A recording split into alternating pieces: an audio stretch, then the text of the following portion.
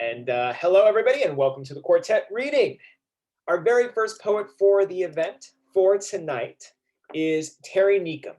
Terri's newest chapbook, Dead Letter Box, was issued in fall of 2019 by us, Moontide Press. She was a finalist and a runner-up for the 2020-2021 Steve Cowett Poetry Prize and a semi-finalist in the Nightville Poetry Contest. Two incredibly amazing honors, and Moontide is thrilled for her and thrilled that she can be with us today. Please give us a warm applause for Terri Niccum, who I've just asked to unmute herself. There she is. Everybody, please give it up for Terri. Hi, everyone, and thank you so much for coming. And I saw Nels sneak in. Hi, Nels.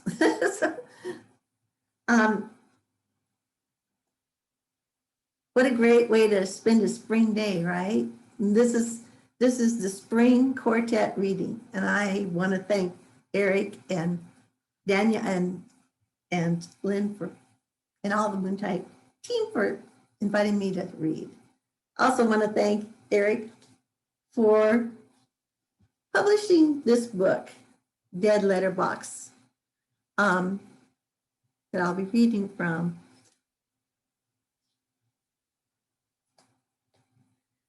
I don't know about you, but 2020 was pretty hard, and 2021 seems like a time to fix a lot of things.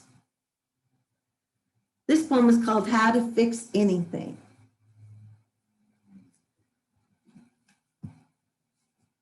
Put a mushy sponge into the microwave and hit 60 to kill germs.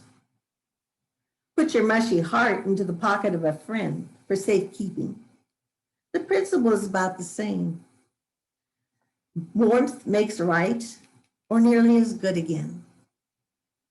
Wear red to be remembered, or drink red to forget. Put stones in your pocket if you really wish to drown, or walk only halfway into the forest. If you walk further, you walk out again. If you can save someone, spare no speed. If you can only save yourself, do so. If you can't save anything, fill your hands with rose petals, lie down in a vat of cream, and breathe slowly, slower, slightly, to Stravinsky. If someone comes to save you, give them a big kiss. If no one comes to save you, kiss the dark.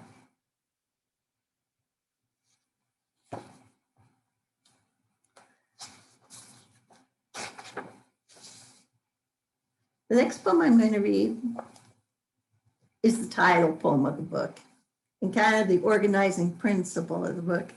And if I'm honest, probably the heart of the book, Dead Letter Box. Evelyn Clark wrote to her husband Harold every day for 5 years before he died. Can I? Wow, change the poem, Terri, right before a full audience. Let's start that again.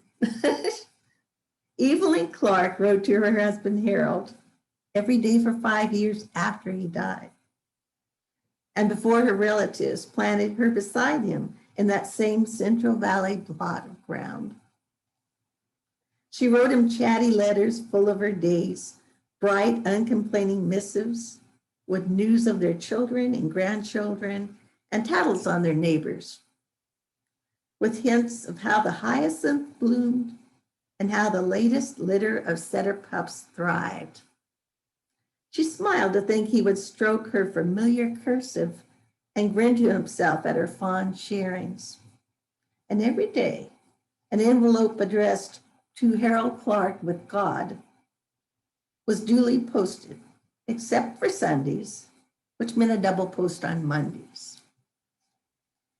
Most days, the postman Mitchell Kincaid, an old beau of Evelyn's, who had walked her home from school each day from the 3rd to the 6th grades, and who sent the biggest fish he ever caught home to her family. who still kept a valentine she had given him in high school, along with a hair ribbon she had dropped once while berry picking. Mitchell collected the letters, bundled and rebundled them with ribbon, and placed the burgeoning parcel beside the dead letter box.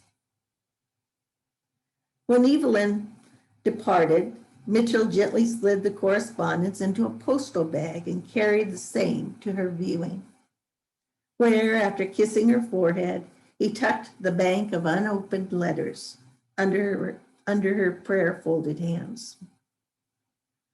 So Evelyn took to her grave, or to some hereafter, a package addressed with a postman's acumen to Harold Clark, the most fortunate of men, care of heaven, C.O.D.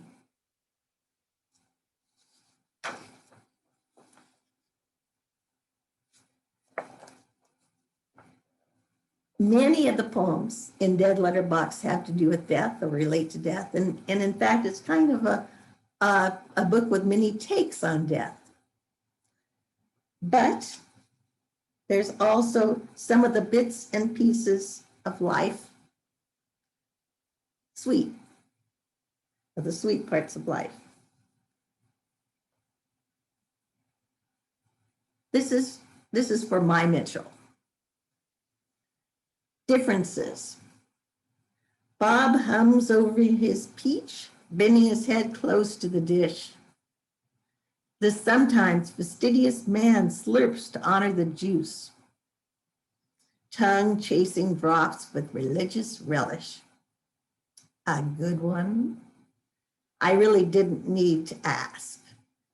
An orange one, he answers, knowing I prefer the white ones, the less tasty but less messy, the lesser altogether ones, because I have not yet found the grace to give myself over totally to a sphere of fruit. But covertly, something in me warms in watching his sloppy worship. His sticky, persistent tongue probing, his teeth tearing the last shred of pulp from pit. Thank you, Bob, for being such a good sport and for keeping me together.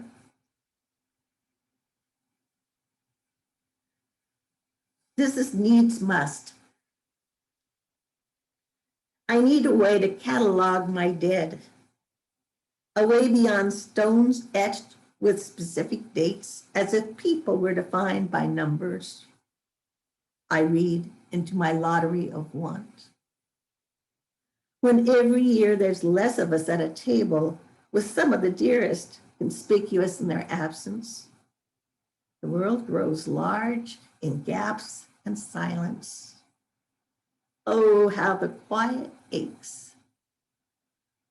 I need a way to catalog my dead, to keep them separate and singled out so they don't blend en masse into the great hushed dead. Give me back at least their voices, each distinguished and distinct, held and trilled, deep in some bird's beak memory, shrill as morning song, precise as a blade.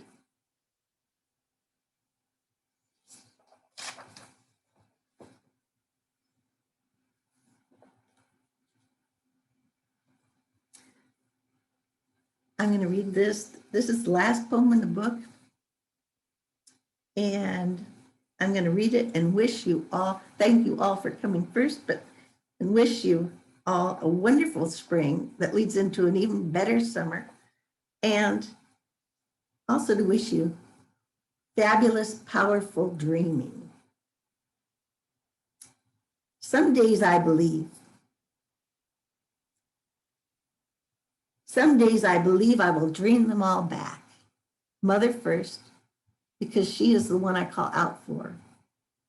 Then Dad, then Brother Rick. And Dad will understand the ordering, and Rick won't. but they will be returned to me just the same.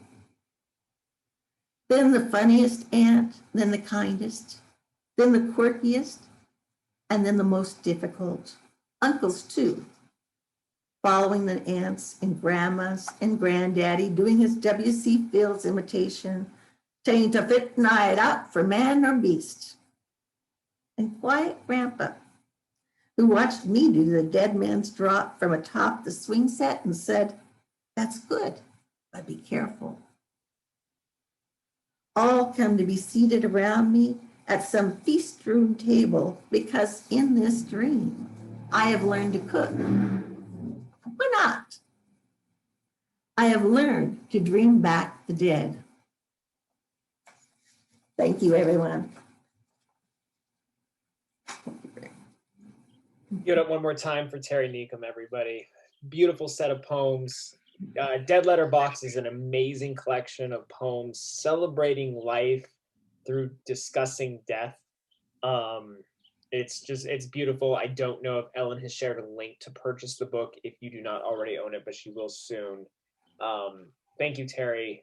It is an honor for Moontide to publish not just Dead Letter Box, but your forthcoming full-length collection in 2022. So thank you so much. Terri, you are a joy, and thank you for kicking things off. This next poet coming up, before I read their bio, I just want to say that I personally really believe in this poet's work. He came on my radar when he submitted to the first publication that I put out as publisher of Moontide Press. When I took it over from Michael Miller, I put out an anthology called Lullaby of Tea. And I really just enjoyed this poet's work. Since then, I've gotten to know him through other publications and workshop, and his work is just, he is a very unique voice. And it was an honor to publish his chapbook, This Place Could Be Haunted If I Didn't Believe in Love. And his book came out during the pandemic, so he didn't have an in-person like launch for this, and I feel like that was taken from us. So I hope when we can all meet in person again, Lincoln, if you are willing, I would love to do a in-person event for your book, because it deserves it. But this is actually the very first time that Lincoln has read for a Moontide event, reading from his collection. He has a lot of fans and a lot of people who don't know his work, but once you hear his work, you will become a fan. And again, I know I'm going on and not even reading a bio for him right now, but it's just because he didn't get what any Moontide author should get when their book comes out, which is a full-blown release and me gushing about how fucking good it is. So I'm doing that now. Now I'm going to read his bio, and then Lincoln is going to unmute himself and read his work. Lincoln McElwee was born and raised in Southern California. He graduated from California State University, Fullerton, with a bachelor's and a master's degree in English literature. His poetry has appeared in various journals and anthologies, including Dash Literary Journal, Open Minds Quarterly, Crosswinds Poetry Journal, and Lullaby of Teeth, an anthology of Southern California poetry. And he is the author, as I said, of This Place Could Be Haunted If I Didn't Believe in Love, put out by us. And Lincoln currently works as a freelance writer and editor in Los Angeles, California. You guys are in for a treat because his work is fantastic. Lincoln, please unmute yourself and read some poems. All right. Hello, everyone. Afternoon. All the poems I'm going to read are from the collection. So I'll just get started with a preface poem here. Unknown woman, former consort of Ares, on hearing he was caught cheating with Aphrodite. And there's an epigraph. Tell me, O muse of the man, Homer, the Odyssey. It wasn't doubt that brought about the twilight of the gods. It was this daytime television drama.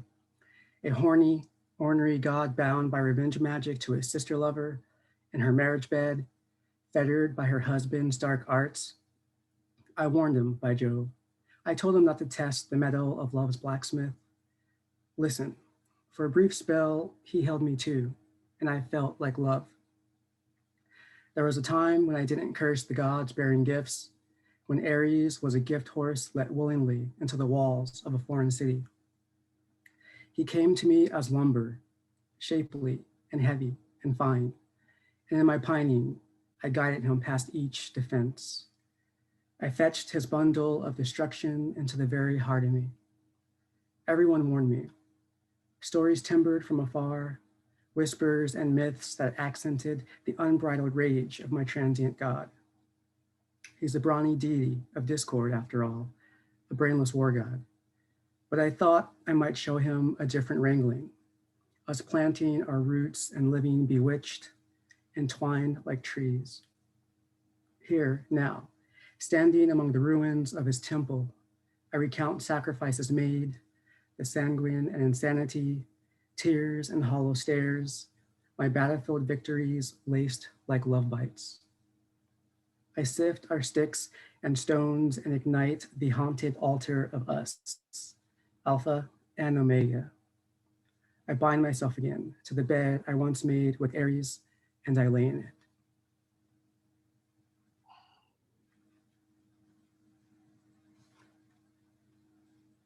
Birds of a feather. His first day stateside, he got high and lost on campus, even with a map in his backpack. It should have been a sign, like the days when he'd call the study abroad office while stoned, a thick drool of accent intoning the same questions every time, as if phoned in repetition was a stepping stone to his perch of loneliness. Across campus, he mimed a payphone and begged for help, mumbling baggy sweatpants, white shoes, a ball cap. I hung up, thinking, stoner, Walmart special, misfit from the road's wrong side. He must be high as a parafoil kite, I joked with a coworker. But I was drawn to his flit of voice, to its wing needle hymn of omen. My life wasn't frocking in failures, a bottom of sticks and stones. Desperate, I flocked to his calling like the tinfoil security of a basement religion. I gathered my birdseed curiosity, then locked myself into the dented black tin of my sport utility vehicle, my rodeo, with its gas gauge that didn't work, the random dirty knives and spoons setting the seats, an old dog bowl in back near unopened bills, articles left over from grad school, things I'd never read. I tracked his turbulent touchdown to an empty parking lot and found him walking in circles like a one-winged blackbird worn down. But before aid or absolution, before I could darn the lazy hem of him, he mooned me, perhaps unintentionally. Lightheaded, losing air, I leaned into the migratory pulling. Then he turned and waved and palmed his sweats into place, and out of nowhere, a buckshot smirk. Feathered and ornamental, it was a siren song I should have paid heed to. Messy familiarity.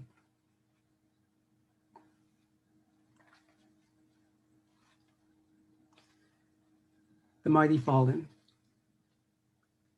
He had just fallen off his skateboard while carrying groceries, produce dropping at his feet like those unworthy. I pawed at his scuffed board as he told me this, hesitant from rough edges, sneaky splinters, the broken bits that always draw first blood. But my eyes touched down into a runway of smart wounds, disturbed skin, the hair-raising turn of welted flesh on his flush wrist. My own blood rising at how calm he appeared with the cooing of chaos. I wasn't privy yet to the Ares rage he subscribed to, the anger he'd soon bellow until black and blue in the face. Sitting by my side, he poked at his scars proudly, shrugging off pain like the busted AC in his otherwise pristine cherry Chevy. It was in this moment, perhaps, that I fell too. I offered him the safety of me. I offered to take him anywhere, and I meant it. I sought how it felt to hit the ground hard, to experience the thump of unbitten apples, the once cocky firmness of ice cream exposed to sun, whole milk spoiled by emissions, car treads, and concrete slapping. even as he skirted my offer, overwhelmed perhaps by my zeal, even as he began sulking, cornered and kettled. The lingering screech of warning I couldn't yet place bubbling up, soon to boil over, I bore witness to conjuring, to my image of us, the already fallen, a reckless kick of descent.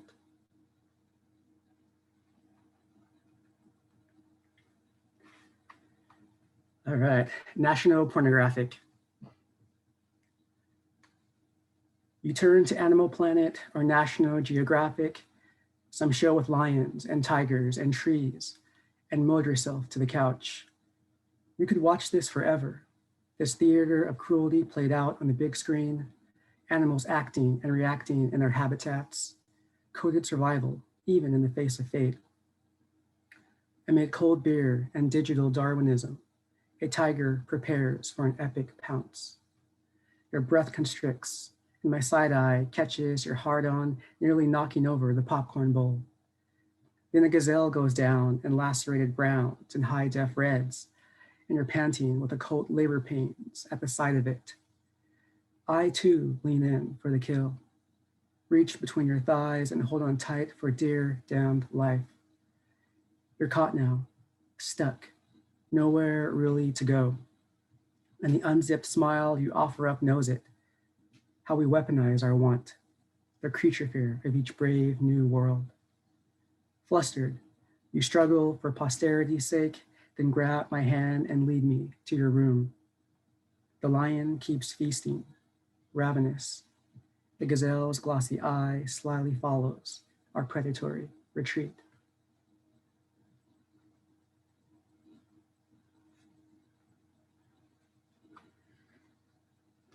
John Doe. Male, last known location, the moon. Mysterious perp who likes night hikes and dead-end roads. True identity unknown. Is known to frequent such off-the-grid establishments as ghost towns, even for days on end. Intelligent, yet quiet, reflecting a type of grace, most likely a trick of moonlight. Thin, tall, and terribly attractive, fatal beauty, in the way homicidal insects still attract mates. Responds to a combination of engineered praise and humanist philosophy, gets off on an assortment of word games, mind games, ego stroking, and chemicals. Allergic to THC, though really a result of overstimulation, like a limp dick. Takes to instrumental hip hop and David Sedaris, has a history of silence, suicide attempts, and ex-girlfriends, including guilty rebound sex with exes. Judgment seemingly impaired when it comes to the nether, yeah. Has a chronic pain in his ass, confused at being labeled by his friends as a chronic pain in the ass. Quite possibly irony impaired. Sends messages after days of blackout silence, blips, and then disappears again, leaving victims dazed, confused, drowning in waves of emotion. A trick of the mind, most likely. Quite possibly a cat. Maybe a jaded John. Definitely not a Doe.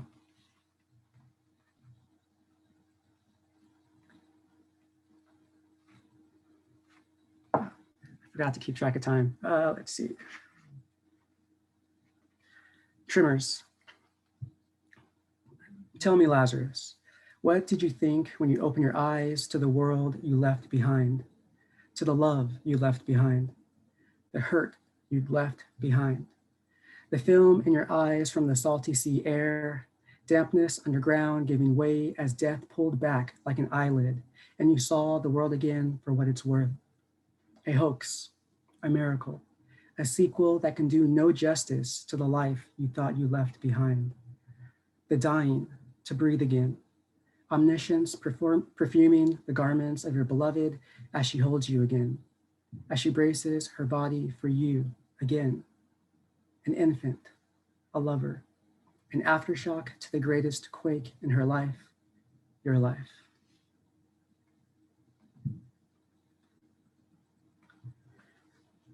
Last poem, I think. This is Broken Down. My car and bank account are on empty. I'm stuck on the side of the road in a heat wave without air conditioning. I knew it was too good to be true, leaving work 20 minutes early.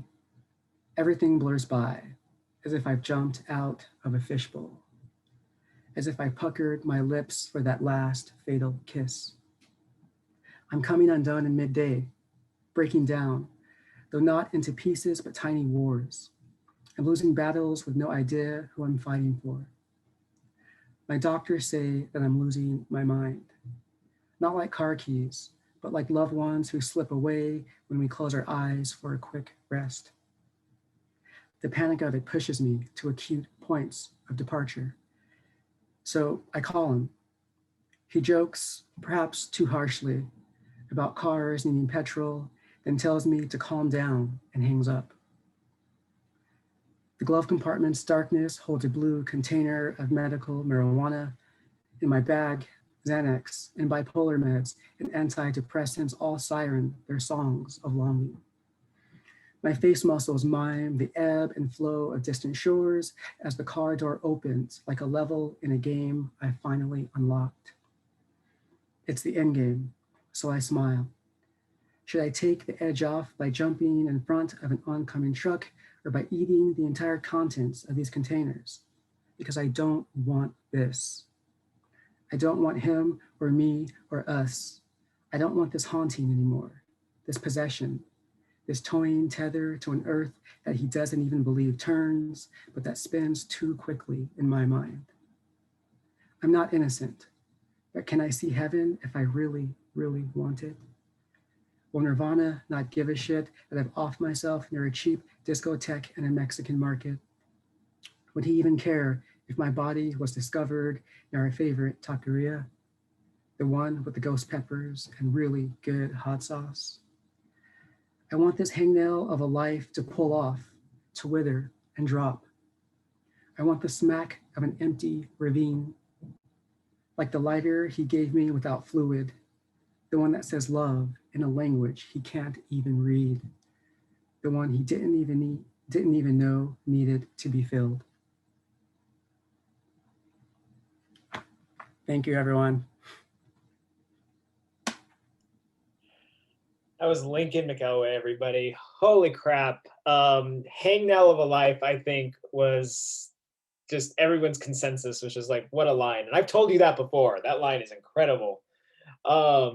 Yeah, Lincoln, the way he thinks of lines just come out of nowhere, and it's incredibly unexpected, and he's a voice unlike you've ever heard before. So do yourself a favor, pick up his book, follow him. He's definitely a poet to watch, and Moontide is so grateful, Lincoln, to have been able to get to publish your book. And when the world makes sense again and things start to open up, I hope you will do some readings in person, because I think people would very much like that from you. So thank you. Up next, a incredible poet who many people know, and I am so incredibly excited to be able to have her be part of the Moontide family. When she approached me, it was really a no-brainer. I've been a fan of her work for years, and she's gonna, yeah, she's part of the family now, the Moontide family. Donna Hilbert's most recent book is Gravity, New and Selected Poems, published by Tabot Bach in 2018. Her new collection, which Moontide Press will be putting out, is THRENODY, and that will be coming out this fall. And she lives, writes, and leads workshops in the glorious Long Beach, California, a city near and dear to my heart. Please give it up, everybody, for Donna Hilbert. I could not be more excited about joining the wonderful Moontide Press family, and it just gets better all the time. A pleasure to meet Lincoln. I'm already a fan of everybody you're publishing. I really foul up chat every time I try to use it. So if you didn't see much from me in chat, it's because my fingers, what can I say? I love both Terri and Lincoln's work. Looking forward to Kelsey's. And Eric, thank you so much for giving my next book a home. You'll notice that I don't get around much during this pandemic years. A lot of my poems are set on my back porch or on my morning walks because that's where I've been. And just a word about the title. I might have called it Lament or Dirge, but I thought I will scare everyone totally off. So THRENODY is Greek. And but now that you know the secret. Walk in winter. My dog and I stop to watch as one by one, a heron brings twigs washed up on shore to spindly palms that line the beachside streets. It's early winter, but heron doesn't seem to know or mind that rain and wind will follow, bringing weather far less kind.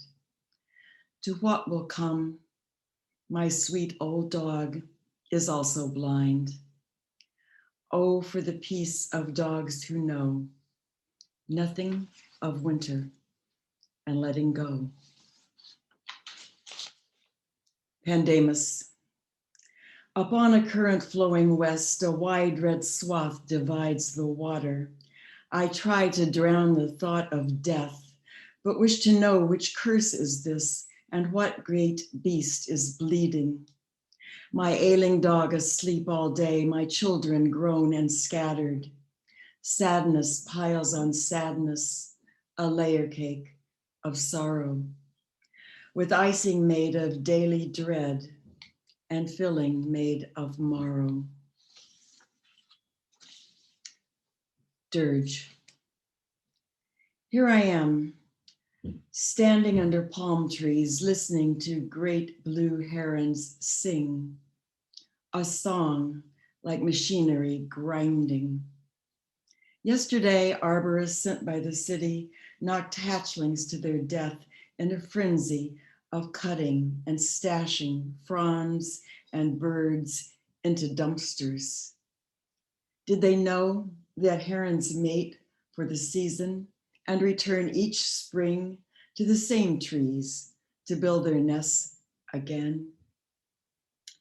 In this spring of staying home, I have watched the heron's industry, carrying sticks from beach to tree and back for more, building in tall palms.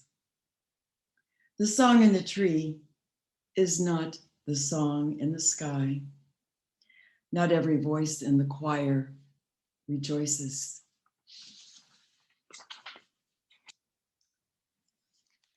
Walking the Palo Alto marshes in my red coat. Say, mudflat, salt marsh, bittern, egret. Say egret without thinking regret, one letter away. Say morning as a gift. Say the mud flat is a silver tray. Say birds sing like an orchestra tuning. I'm looking for a prayer. I'm walking for the saving incantation. I'm working at metaphor. Say blackbird. Say red wings like epaulets of blood. Say heart, red four-chambered room. Say womb, breast, cradle, boat. Say desire. Say desire dark and fathomless, the iris of an eye, your eye, the sea. Say desire, which is the boat. I am wearing my red coat against the cold. 2020. I sit on the back porch crying into a book about Appalachian women cleaving to each other in life and death.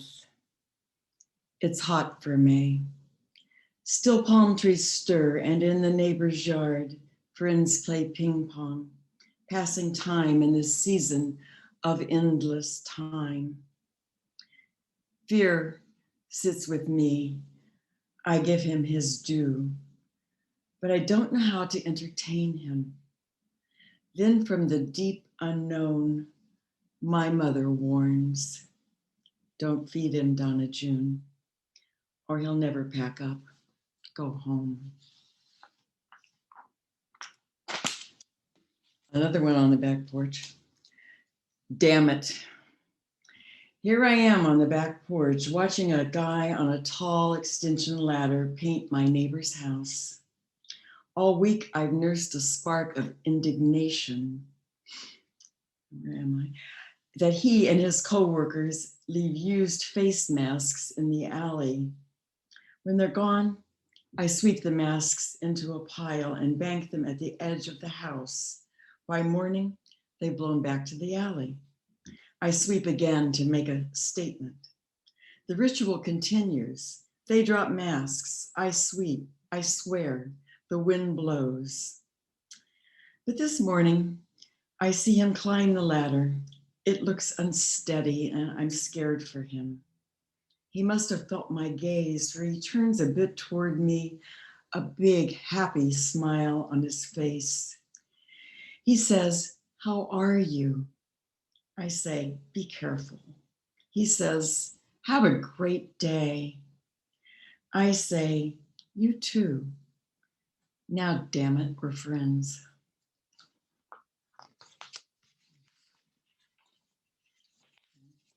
That's as close as I'm getting to funny today. Many bottoms in the basket of despair. There are many bottoms in the basket of despair, as many as sparrows dropping, no end in sight, from the wide and deep blue air. And who among us even dare to notice what lies sleeping right beneath us in the basket of despair? Remember the old dog, her shedding hair, the endless sweeping day and night, as if cleaning also cleared the air. I've traveled back roads, leading God knows where, without a road map, compass, or beam of light. There are many blind spots in the carriage of despair. Once on a riverbank, I thought I'd lost you, aware of what might swipe you from my watchful sight. I feared you swallowed by the wide and deep blue air. I'm marking time now, trying just to bear nightmare days and sleepless nights, lying with the borders in the casket of despair, uncountable as dust motes in the wide and deep blue air. I have to cough and drink. Excuse me.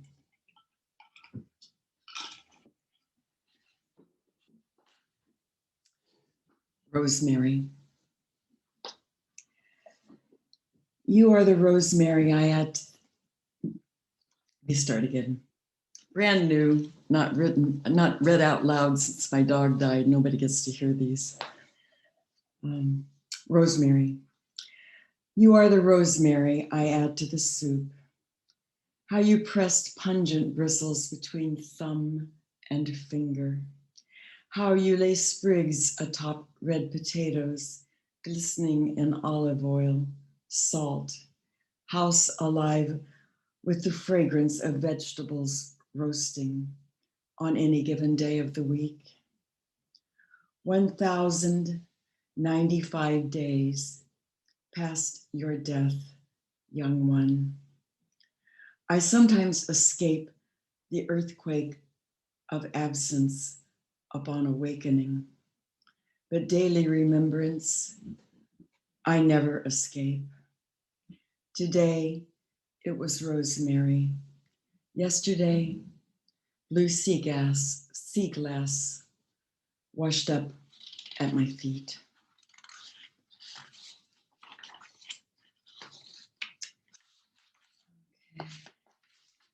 Two more. Justice. In the down of leaf-dropping trees, in the meadow under flowers and weeds, all seasons are ambient, all lesions benign. No pigs go to market, no pigs eat roast beef. All bodies dine on 7 species of onion. In the down of leaf-dropping trees, the wolf stays for supper. Grandmother pours wine. Soft camels sing sweetly as troubadours, inhaling inspiration. There is no rumination in the meadow under flowers and weeds. Sweat flows freely, tears flow freely. There is no word for shame. Prophets are well known, yet honored. Lost lovers return with lost car keys. Prodigals return chastened without celebration. Orchids grow wild in the down of leaf-dropping trees. Keats and Mozart grow old. In this garden of composure, Van Gogh paints his child sleeping in a great lap of leaves in the meadow under flowers and weeds. And I'll end on, I think, an optimistic poem. Instructions for pie. Treat dough gently. Love it like the baby in your dreams. Choose fruit of the season. Today peaches, tomorrow apples will be green. And always there are lemons. Come a sudden summer rain, meringue falls like a hill of snow. Don't despair. The filling will still be delicious with soft, tart sweetness below. Thank you.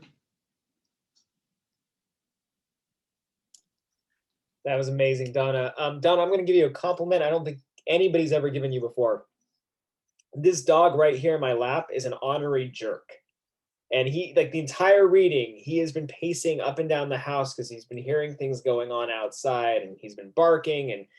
And then you started reading and he came and wanted to come into the office and fell asleep at my feet.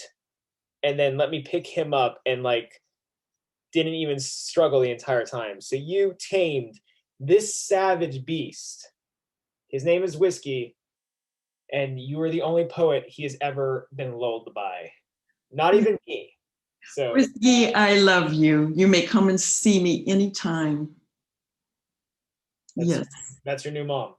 Yeah, please bring Whiskey. All right. Thank you so much, Don. I just had to give you that compliment because I know so many of those poems were about the loss of your dog. And it really was amazing because he's never done that before. So well, you should know. Thank you. There will be dog poems in the new book. You hear that, Whiskey? But today's reading it was not about my dog. Thank you, Eric. Yeah. That was amazing work. Thank you, and we're so thrilled for your collection coming out this fall. So stay tuned, everybody. All right, our final thank you, Donna, so much. Our final reader for the evening. I'm also very excited for this forthcoming Moontide author. I've followed her for a while. I'm so excited by the collection that she's put together.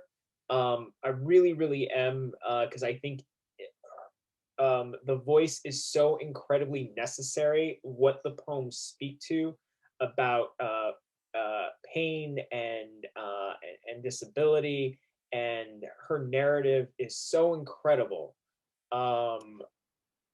Please give it up. Their bio: Kelsey Bryan-Zwick is a bilingual poet from Long Beach, California. Disabled with scoliosis, her poems often focus on trauma, shedding light on this isolating experience. They're a Pushcart Prize and Best in the Net nominee, And as I said, their first full-length collection of poems entitled Here Go the Knives, which is an incredible title. It got me from the start. Will be published by Moontide Press at the beginning of 2022. Please give it up for Kelsey, everybody. Kelsey, please unmute yourselves and give us your brilliance. Oh my gosh. Tearing up. This has been an amazing show. Thank you for sharing this space with me. Thank you, Moontide, for everything that you're doing, especially during this pandemic. It's been definitely, I think, a beacon for a lot of us. And thank you, Eric. And thank you to my fellow readers who just blew it away. And I'm just going to try and keep on with that energy. And thank you all for being here. I don't have my book yet, but it's in the works. I'm so excited. But I thought I'd read the poems that are in the manuscript, that are in some of the other publications. I'm going to start off with one. Maybe some of you have been in it. It's done by Sadie Girl Press. But my friend Tammy is here, and she took this beautiful photograph, and my poem is next to it. So I wanted to start with that. New love, my scar, long divide down the spine, explicit trauma on display, bathing suit exposing or tank top revealing where sutures have been. My scar, now multiple surgeries deep, marks the path I walk. The miles to go before I sleep, the hours I've had to cry, sweat, bleed, beg this life for another chance. This scar, the only way I know how to love all those who trust me, have given me. Blood, sweat, tears. Let this scar show all there is to tell, an openly worn story, my brutality clear, my beauty, not the face that launched 1,000 ships, but the heart that takes 1,000 arrows.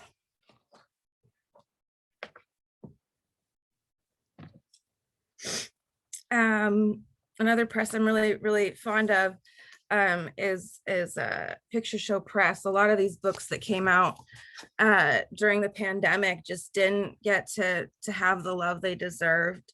Their newest book, I was going to grab it, but it's The Undulating Line. And then Rooney, I know, is here, and Shannon Phillips and Suzanne Allen put it together, and it's a great collection. So I just wanted to mention it. This is my poem in the anthology called Making Up. The magician's assistant sews herself back up every night, backstage, after the show, after the spell's worn off. The makeup and glitter, the stage lights dimmed, she sits at her mirror, bent over her own figure, needle pulling thread.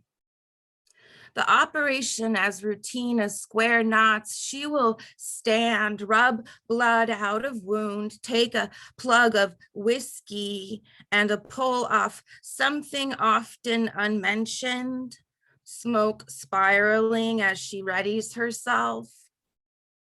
To sharpen the saw, to clean and oil the toothed edge, glistening prepares for tomorrow's show where a new room full of strangers will gather, gasp, open-mouthed, in suspense, half believing, half not, as the magician cleaves her into the applause is for his miracle and not hers.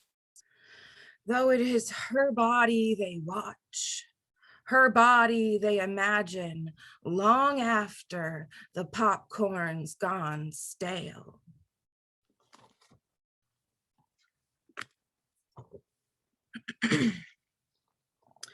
This one's from Redshift. My friend Kevin Ridgway was the guest editor.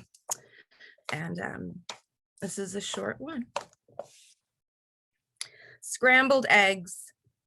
The commercial circa the 90s, you may remember, smashes the whole egg with a frying pan. Says, "This is your brain on drugs." The dripping mess of it all over the kitchen. And I'm freaking out.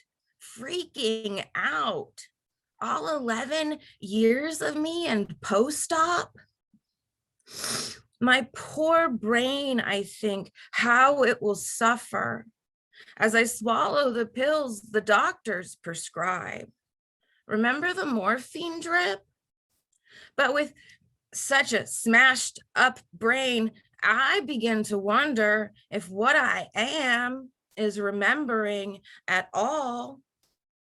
My cracked shell, my oozing.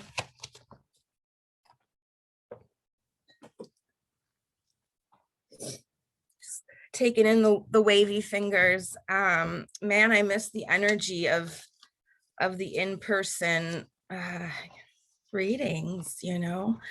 Definitely on my list of things I'm looking forward to. Spillway, another favorite. I submitted to them for a little while.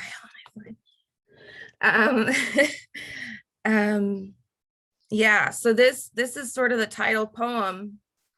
I consider it my epic. So settle in. Sometimes the knives cut peaches. Sometimes the knives cut bread. Sometimes they cut pink or sideways, an onion, a thumb. Sometimes the knives cut the doorway that let you in.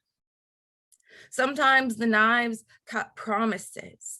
Sometimes the knives cut skin. Sometimes you can feel the knives. Sometimes you can't feel anything at all.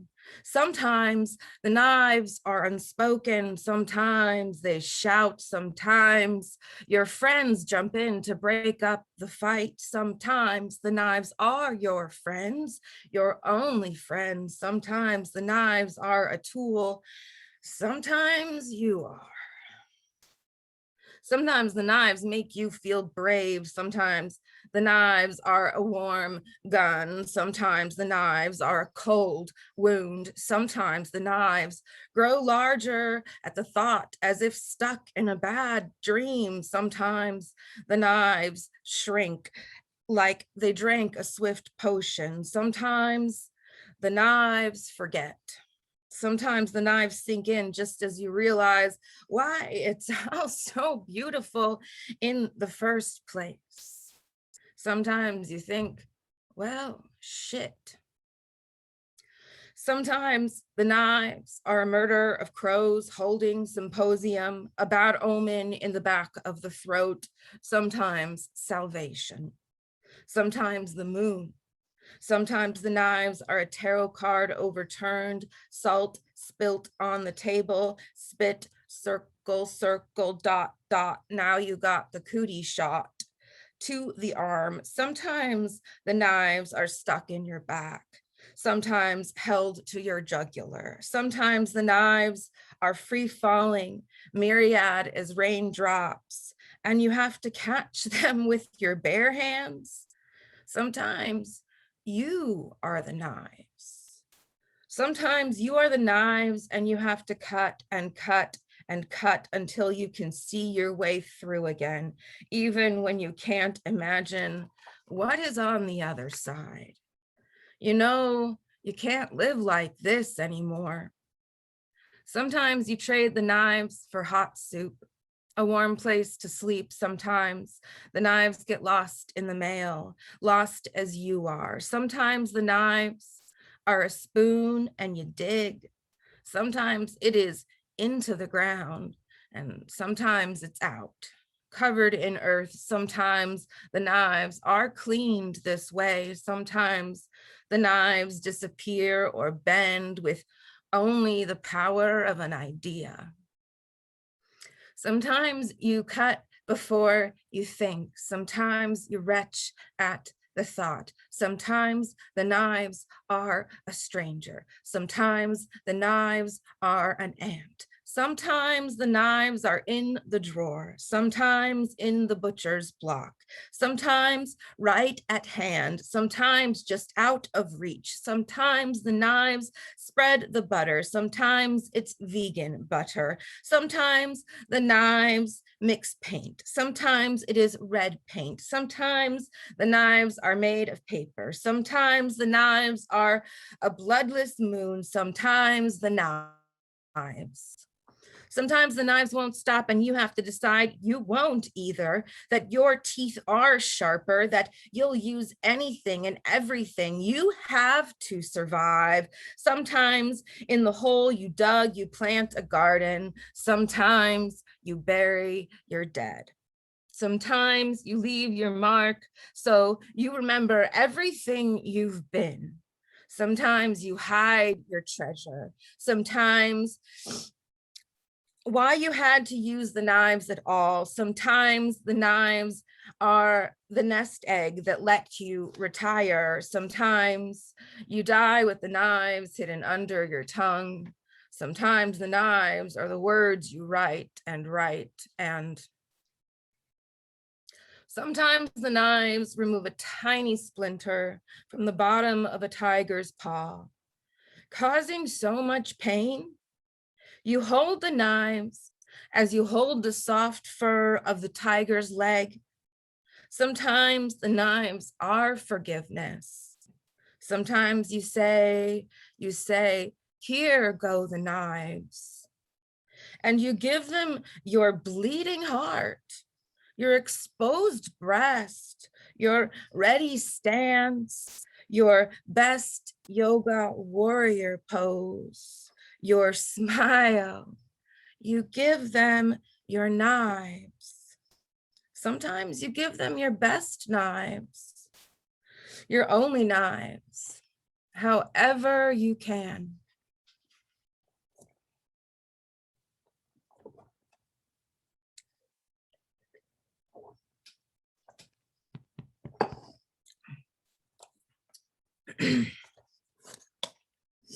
I'm going to close out on two that celebrate both Labor Day and my sweet husband whose birthday it is. So here we go. Thank you again, all of you who made it. I just keep feeling the love from all these little tiny squares, man. Wow. Poetry and feelings. That's the pairing. Okay. The old man's boss isn't the boss's old man.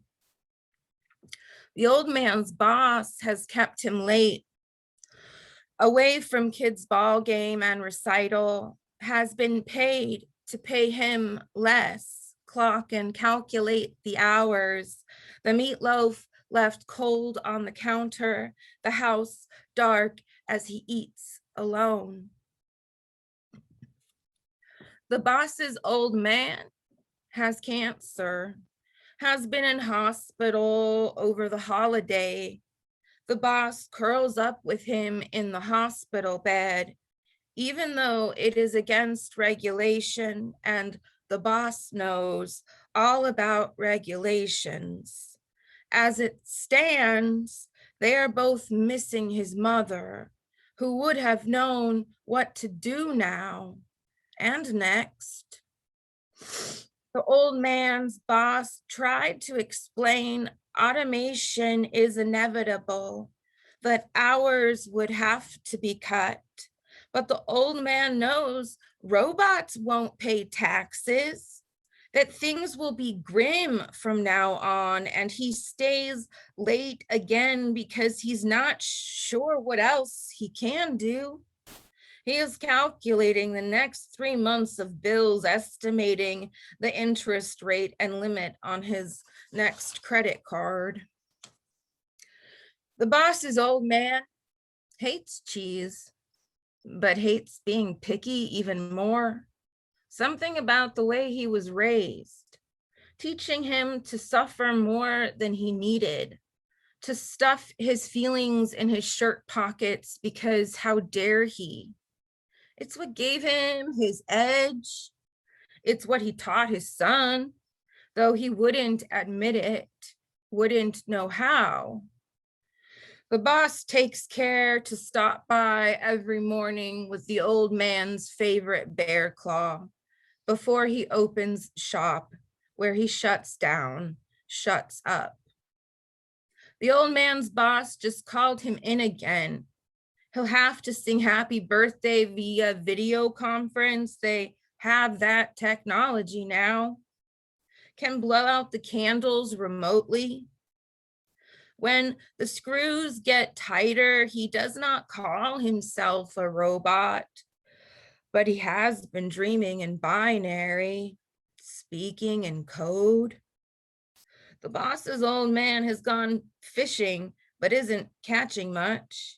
The old man's boss keeps tugging on his necktie. The boss's old man throws his jello at the nurse. The old man's boss hasn't been sleeping well, neither has the old man. The boss's old man fills out his advance directive. The old man's boss forgets to tuck in his shirt, but tells the old man he needs to get a haircut. The boss's old man wishes things were different. The old man's boss just wants the same. And the old man doesn't know what he's gonna do if things don't change. So that's my Labor Day poem. And this one is for my sweetheart and is in Choya Needles. I'll just say because they give me a lot of love. They do a monthly for $5. What? Oh, that's my painting too. Ooh, pretty. Okay, last one. It's a short one. Oh man, thank you again. New place. The way you speak the moon to me, spark, hermit crab, honesty, awkward, stroll, stalwart under the glow, glowing, kiss me curbside, sun dog ring around your eye, hourglass blown on the hunt for a kitchen to share. The windowsill I picture ours with afternoon sun through the slats as we catnap, curled in our warm pool of light. Maybe there is water heating for tea, maybe not. Maybe there are dishes to be done. Spoiler, there are. Maybe for now, the warmth of your body is all that I know.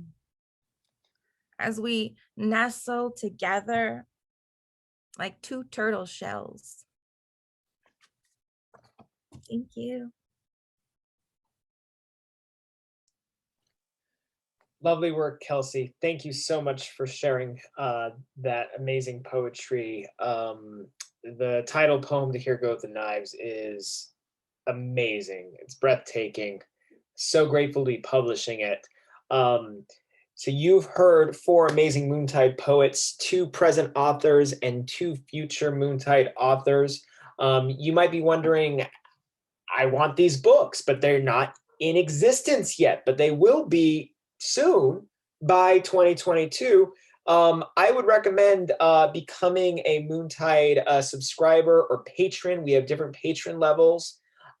Doing so gets you between 3 books a year or our entire catalog of books for that year. I say that because when I took over the press, Moontide was only putting out about 3 books a year, or 2 books a year. But then I took over, and I don't know what miracle happened, but I've been putting out consistently 7 to 8 books a year. So there's different tier levels. If you go for the lower tiers, you get to pick the books that you want. So if you love Donna and Kelsey's work today, You can become a subscriber or a patron or a silver or a gold patron, and you can say, hey, I want their books when it comes out. Or you can become a platinum patron and you get everything, every book that we put out that year, which on average is about 7 books, sometimes 8, possibly even 9.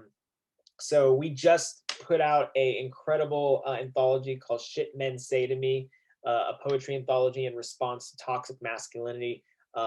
There's going to be a launch reading for that in 2 weeks on May 15th. So 2 weeks from today. Follow us on social media, and if you become a patron on any level, you can say, hey, I want that anthology as one of my 3 books, but I want Kelsey and Donna's as my 2nd and 3rd, and we can make that happen. So Ellen shared a link in the chat. You can learn more about becoming a patron. You can just go to moontidepress.com or follow us on social media and say hi. At this point, I'm going to do a Q&A with our authors. If anybody has any questions, please type those questions into the chat and I'll facilitate a conversation. Authors, remember that you are muted, so to answer the questions, you'll have to unmute yourselves. So we'll give it a second as people type away or come up with a question they have. The question could be for one poet in particular, or for the group, if you have a group question that applies. So we'll give it a minute. Kelsey's showing off her crafts. We'll give it a minute as people type, hopefully have a question for one or all of the authors, and we'll go from there. If there are no questions at all, I have a backup plan, but I don't want to reveal the backup plan. Okay, good question. Aruni has asked Lincoln, what are you working on now? I'm gonna actually open that up to all the poets, but we're gonna start with Lincoln. The pandemic has been a weird time. What are you guys doing with your writing? But we'll start with Lincoln. Yeah, I've been recently sort of working on, and I think this is in conjunction with the pandemic and sort of events that were unfolding and continue to, but I'm sort of interested in sort of writing poems about relatives in my family during the Reconstruction era. One of my relatives in particular who was very instrumental in politics in Tennessee, and who was subsequently basically chased out of the state by the KKK, and what happened with that legacy. So that's sort of where I'm at right now, is trying to figure out how to write those poems, how to remain faithful, and how to do that in a poetic way, basically. Great, thank you, Lincoln. Briefly, Terri, what are you working on right now? You're muted, you gotta unmute yourself. Authors, make sure you unmute yourselves. I'm working on a full-length collection, and it started as a chapbook and it kept growing. So that, and just working on seeing, like punching out the walls a bit and seeing what different types of poems I can write. Awesome. So Donna and Kelsey, besides your current collections that are forthcoming from Moontide Press, what other projects have you been focusing on, if any, during the pandemic? It's been a weird time, so it's okay if you got nothing. Well, I'm finishing up my collection for Moontide, and I've been writing, well, just what's under my nose. So I'm still working on this book, almost finished. I've really, when I get up in the morning, I think, what would Mary Oliver do today? We should go out, take a walk. And that's basically what I've been doing. I mean, I'm not anything like Mary Oliver, and I'm not, it's just, I know she walked every day. So I'm just writing what's under my nose, and it turns out there's quite a bit. And I'm trying to, I'm hoping to take up more optimistic and happy poems soon, but I don't know if that'll happen. Awesome, thank you, Donna. It's about grief, so. And Kelsey, for you? Yes, wow. This project with Moontide has given me a lot of good energy. So, and my side projects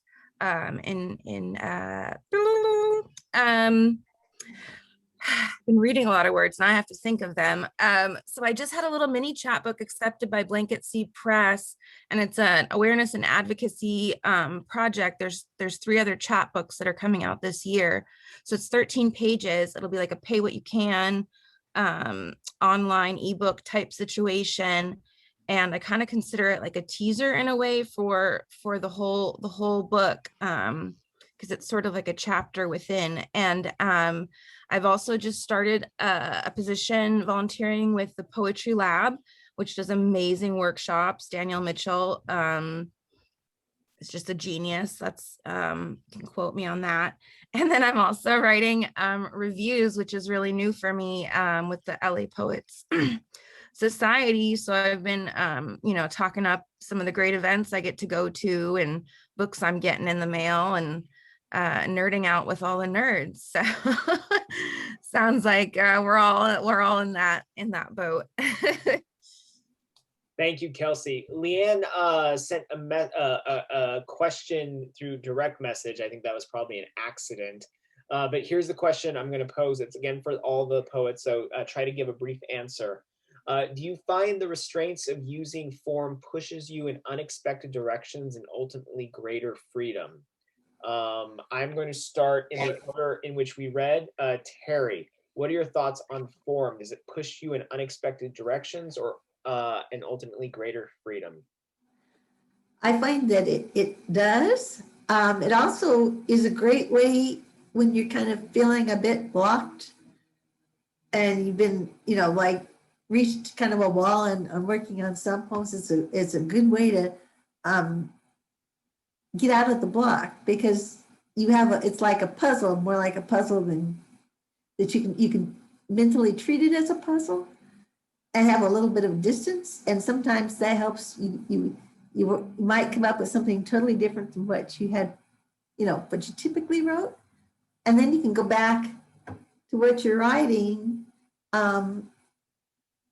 before with kind of a fresh bent, or your brain's punched out a little bit this way or that, so that you can kind of see what you were doing with fresh eyes and give it a different direction. Thank you, Terri. Lincoln. I don't actually write in form. I do think it's a bit restricting. Although with the poems I was talking about, I did try my hand at a sonnet, and I think I failed miserably. So right now, no form. Donna. I don't write. I write about maybe 20% in form, but sometimes I push poems kind of through a sonnet, and they'll come out the other side, not a sonnet. I play around with it. I do like the sonnet-sized poem, though. A lot of 14-line poems, but they're not necessarily, maybe they feel a little bit like a sonnet with a turn or something, but they're not classical. But, an occasional villanelle. I read a villanelle today. I just don't do it too often. I want to say, I got the mic, my chat is broken. So if anybody's messaged me, I can't really respond. I can't get it out of directly to Cindy. So all right, at everybody. any rate, so I just want to say my chat is broken. Donna is not ignoring you. I am not ignoring anybody, and I loved everything I've heard today. So, Kelsey, what are your thoughts on form? Yeah, so form is not like something I go to naturally. Sonnet was really scary. Actually, I tried like 1 or 2, and I just like made it nonsense on purpose, because I just I don't know. But often like I'll read a book of poetry or maybe something else, and that'll inspire like an after poem, or in the style of, and try and like play in someone else's language. I kind of enjoy. And this last month, it's been 30-30 poetry month. So you do 30 prompts in 30 days. I never tried it before. I'm still like 7 poems behind, but I also started a few days late. So I'm almost there. And that's fun, because like, not always the poems are that great, but I always like learn something that I can usually apply to something else I'm trying to put together. Yeah. And I don't restrict, like, I'll just break the rule if I don't like it. Like, oh, this is the prompt, but I really wish it was this. Like, why not? I'll just do that, you know? Hey, The Kelsey, brain proposes, sorry. I want to speak to something that you just said, which I think is incredible for every writer in this space right now. I think that what you just said about, you know, the challenge of 30 and 30, or just the challenge of doing prompts in general, it's not necessarily about creating a Good knockout poem. poem. It's about exercising and learning and growth. And I love the fact that you said that. As someone who gives prompts quite a bit and teaches workshops, and I totally believe in the 30 and 30, or any challenges that you just give yourself, regardless of it being National Poetry Month. The purpose of the prompt is not necessarily to get a great poem. The purpose is to learn something and to grow. So I love the fact that you just addressed that. And to everybody who is a writer in this group, I really, really encourage you to have that viewpoint on what a prompt is and what a daily writing challenge is. I'll That's just the way. say, That's the way to go. oh, So sorry. awesome, Kelsey. I'll just add on to that. My hack for the 30-30 prompts is to write a list of ideas before just starting into a poem. So it's like you got 7 ideas and you circle like your 1 or 2 favorite, or you like brainstorm a few like adjectives or images that are evoked, and then just kind of go with the one that you want the most. I find that eliminates a lot of the pressure because you're no longer looking at a blank page. You've got a few words and things. So that's my hack. Thanks. Very good, very good. Okay, I'm going to pose a question. We're going to close out the reading. Okay, so this is my question to all the poets. Obviously, we all, I don't think there's a single one of us in this space right now, in the audience and the poets in attendance. And after we answer this question, everybody can unmute themselves and congratulate the authors on an incredible reading. But here's a quick lightning round question for the poets. It's no surprise that we all want to get back to in-person readings. We just want to be in the space with people. Like that's the general thing that we miss. Besides just getting to be in the same space as one another, for each of the 4 poets, what is the one thing that you're really looking forward to about poetry readings in person again? Besides the obvious, you know, face-to-face, 3-dimensional connection. I'll go first and make it short. Hugs. Okay. Hugs. Okay, great. It can be as simple as that. Hugs. Okay, Terri. This is really vain. I want people to, I'm a very hand talker person, which is weird for a poet, but I know, but I want people to see the whole me. And that's so vain, but I mean, like I'm with this silly old woman, but that it just kind of, I feel like I communicate not just with my face and with my croaky voice. So bless you all for listening to my part of the reading. Anyway, that's it. I love that answer, Terri, because nobody would ever call you vain. So I love the fact that your answer is vain. It's the funniest thing. That was amazing. Lincoln. I'd say probably just embracing community and trying at least to get more out of my comfort zone. I'm usually the one that, you know, like arrives last and leaves early. So just embracing the fact that every time I do, you know, some type of social event, it's very generative. Poems come out of that scenario, being around other poets. So I am looking forward to that sort of space. Great. And Donna. I miss the energy. I just, you know, you can really feel how something's coming across. And that's a little bit missing on Zoom. Yeah. And hugs. Oh, yeah. Of course, hugs. And maybe a beer after. Or depending on the venue, a beer during. Well, you're right, exactly. Whatever works, I'm for it. I'm gonna say this real quick, and this is a really funny, weird thing before we close out. For me, as a host and as obviously a attendee to many different readings, open mics or shows. I miss the idiosyncrasies of each venue, whether it's the espresso machine at Coffee Cartel in Redondo, or the fun attitude of Phil at the Ugly Mug, or a very cramped space in Long Beach that's very, very tight and on a hot summer night where everybody's sweating, or Fox Coffee House with their very strange drinks like a lavender latte, but it tastes good. Like you wouldn't think of that. Yes, Aruna, I miss group sweating. I just miss the weird idiosyncrasies of all the wonderful venues that invite poetry into them. And I really hope that when we all go back, we can all really help bring these venues back to life, because they really need our help as well. Because if we don't have these spaces, spaces like the Ugly Mug, spaces like Half Off Books where I host Shout the Open Mic, spaces like Fox Coffee House, spaces like Gatsby Books, these spaces, if they're gone, then we have to find brand new places, and we should continue to find brand new places and bring poetry to new places, but we should also celebrate the places that champion us for so many years. So that's my plug for us to support not just our own community, but the community of venues that have supported us for years and years and years, especially in Long Beach and beyond.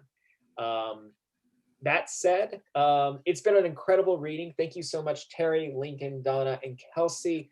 I'm going to stop the recording. Everybody, you can unmute yourselves and say a few parting words. I'll keep the Zoom open for a few minutes. And yeah, don't forget Shit Men Say to Me, a poetry anthology in response to toxic masculinity event in 2 Saturdays. Stopping recording now, and you can unmute yourselves.